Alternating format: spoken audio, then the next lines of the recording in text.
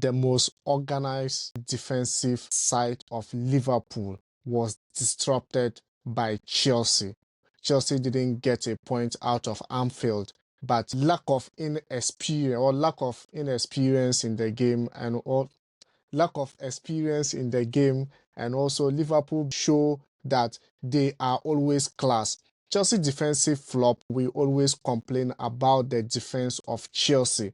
Premier League today was absolutely incredible. Chelsea, Liverpool, 2-1. And somewhere Manchester City also struggled to get 3 points in Wolves Stadium.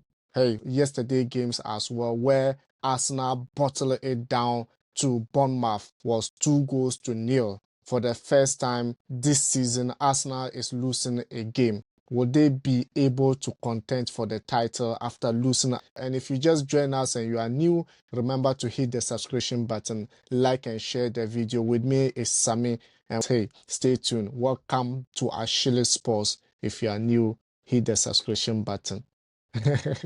Sammy, massive game, great game. Like, I expected Chelsea should have gotten at least a point out of this game, but rather unfortunate. Enzo Maresca said he's satisfied with the performance of the boys. He doesn't blame the referee for anything, but he just feels that because of the field noise, sometimes the referees goes with the noise. Generally, do you think he was right? And your view about the game as well? Okay, yeah, so talking about the referee, I think he had some calls right and some too. He was very lenient with most players, especially looking at the first yellow card of the game. In the other match, it was given as a red card against Saliba, but in the Chelsea vs Liverpool match, he considered and gave him a yellow card. Obviously, he was the last man. That should have been a red card, but then he considered and gave a yellow card. Fast forward in the game, I think he made some calls here and there, especially when the crowd makes some noise, especially where the penalty which was cancelled. I think it was because of the crowd, that's why he pointed to the penalty box. But then I think he had a very good game today. Besides what Enzo Maresca said, I think the game was okay. And talking about Enzo Maresca, in fact, this game has made me have a lot of respect for him. He shows the kind of coach he is. I would say that he was able to beat Spurs, but then Liverpool won the game. Practically, I think he was good. And as you mentioned earlier, if you look at what happened in the game, I think what made Chelsea lose the game is inexperience. Just after the first half, we also that everybody was trying not to commit a lot. The first half was a bit boring because nobody wanted to open spaces. We saw everybody trying to keep the game, and then the second half was open. The penalty, Salah scored a very brilliant penalty. Of course, you know that Salah will always score from that side. And Nicola Jackson's goal was perfect. But that's where the problem comes in. After Nicola Jackson scoring that goal, that is where you are supposed to still stay in the game. But then the least concentration that Chelsea lost, Liverpool was able to capitalize on that. So my general game, I think it was a fair game. It was a beautiful game.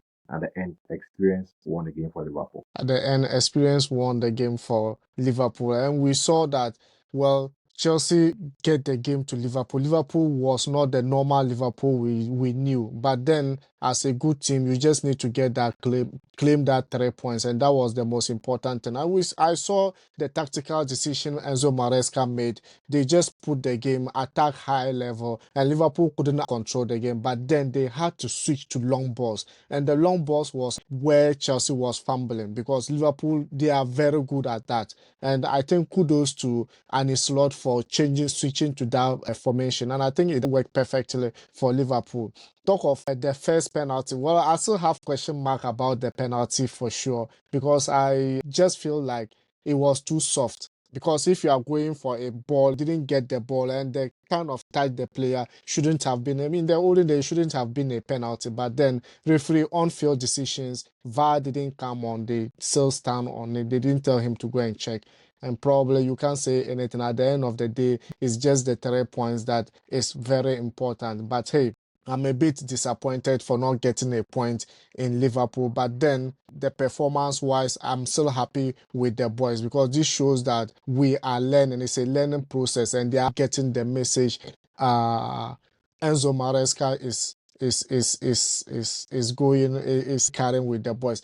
Who surprised me most is Rhys James. He still have the ball in him. Today was absolutely fantastic with him, and well, I can't praise him that much because maybe there was some couple of things that I was expecting from him, but then he's just coming back from injury. We can't get that from him, and also Malo Gusto playing the left side was incredible. Stop Mohamed Salah, prevented Mohamed Salah for doing a lot of things. But Sammy, this Anislot team, uh, they are the most organized defensive side that we've seen in the Premier League. Consider less goals so far in the Premier League. Do you think they are capable of winning this trophy? Yeah, I think when it comes to the defensive side of the team, we've spoken about it. And if they continue doing like this, defense win titles. The statement that coaches usually say, defense win titles. And if you are able to defend very properly, stopping your opposition to get enough goals, I think Yeah. it helps you gain points. It helps you gain confidence, and so that is what is happening with Liverpool. So with the likes of Van Dijk, Kanute, I think they have been brilliant. The likes of Arnold, he was very brilliant. So the defense of Liverpool this day has actually improved. And he also said something before. He said Klopp had the team ongoing. So he just came to add a new touch to it. And this is what Klopp has been able to do. So even though Klopp is not there, we still see what he brought to Liverpool. Talking about the decision about the penalty, it stated that if there's a contact on the player in the penalty box, it is a straight penalty. If there's a contact, once there's a contact, that is why sometimes you see that someone will just step on someone a bit and there's a penalty. Yeah, that's just the rules of the game. So once there was a contact, I think that's what I said earlier. This is due Yeah. to inexperience of Who will? because the ball was not with the player, and he had his player covering the position already, so it wasn't necessary. So once there was contact and he went down, definitely it should have been a penalty, and it was the right decision. It was a right decision. But then in the early part of the game, I think we also had a contact in the penalty yard of Liverpool when Jadon Sancho was contact like far look at it and said it wasn't enough for penalty. They didn't even call the game didn't even stop for until he got on his feet and started walking again. Well, Manchester City as well today fumbles a lot in Wolves' home. And finally, they were able to get a winner just at the later part of the game. Do you think City, the way things are going with them this season, they are struggling? Do you think they could lift the trophy this season? Pep Guardiola was furious on the touchline. That is one thing you should know about City. It's not all the time that they are going to get its rosary. But at the end of the day, they went home with a 3 points. And that is the most important thing. If you don't play well or if you don't play according to your standard, but then you keep on getting the win, gradually, you are compiling the points. Right now, we know that they are slightly behind Liverpool for 1 point.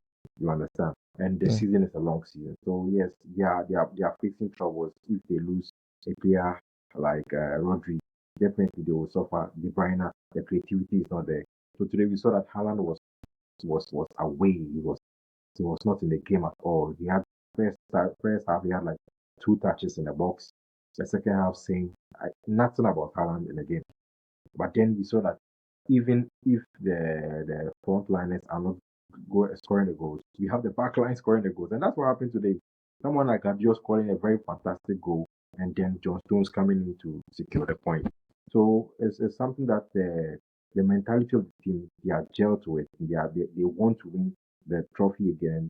It's a long season, but then they are still in the race. That's one thing you should keep in mind. It's a long season and they are still in. But if Semedo actually got his chance, that could have been a different ball game together. And these are the moment we are talking about. If you are facing a team like Manchester City, you get your moment. You need to utilize it. And Semedo couldn't actually use that one-on-one with Ederson. Kudos to Manchester City. And Gvardiol getting that equalizer was absolutely cracker for sure. I think this was his first goal in the Premier League this season. He was absolutely incredible, and he's also just picking his game day by day. When it comes to Manchester City, I'll also just be mentioning when Rodri is injured, teams need to capitalize that opportunity against Manchester City. But then if they are getting one one goal, two goals, and getting that kind of 3 points. If Rodri is fit, then probably they might be the contender of or they might be winning the league title this season again. So let's see what is going to happen. But Sammy, Arsenal. I don't know what is really happening with Arsenal because I had a huge support for them this season for the Premier League title, but it looked as if it's just disappointment and disappointment. Against Bournemouth, they could not register even a single point against Bournemouth yesterday and was 2-0. Do you think Arsenal are capable? They are capable of what? Winning the title. Well, they are still favorite. They are also part of the contenders. Definitely, I'll give to them. But the game against Bournemouth I think that they were not so serious about the game. They have taken it easy, and also coming from the international break, the fatigue of the players. Let's not even talk of the red card that happened at a very crucial moment of the game, especially in the first half. I, as a Barca fan, we witnessed ours against Monaco, and we really suffered. And the same thing happened to us now. But then talking of Arsenal, this is where I have problem with. Some games that you expect them to easily go over, take the 3 points. These are the games that they draw points. And at the end of the season, these games hunt them. The gameplay was obviously okay in the beginning until the red card came. And that's why I said Arsenal fans will actually be screaming because the same thing happened in the Chelsea's game. But this time a yellow card was given. But definitely it's a red card because you are the last man and you pull your opponent. So definitely that was a red card, which was a good decision.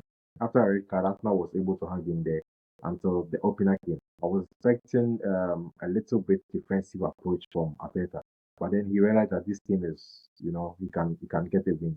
And that's why I like Bournemouth because this season, a lot of people have not really noticed them, but they are really cooking. They are cooking something. They have done well. They know how to score, they know how to defend, and that's what happened to Arsenal. So it was a big loss for especially the investors and the Arsenal fans are fuming. But then what else can you do? At the end of the day, an interview was given to Arteta. Arteta said that getting the red card at that moment in time changed everything. But personally, I think a lot of things could have been done not to concede the 2 goals. But for me, I think with the red card, Arsenal should have stood on their ground to go ahead to win this game because we saw them a 9 men against City 10 men, how they played against Manchester City. But then they still failed. And this red card, Arsenal fans are furious about the red card. I think it was just a perfect red card for sure because he was the last man. He pulled the guy down, and Arsenal fans thought maybe Ben White could have covered up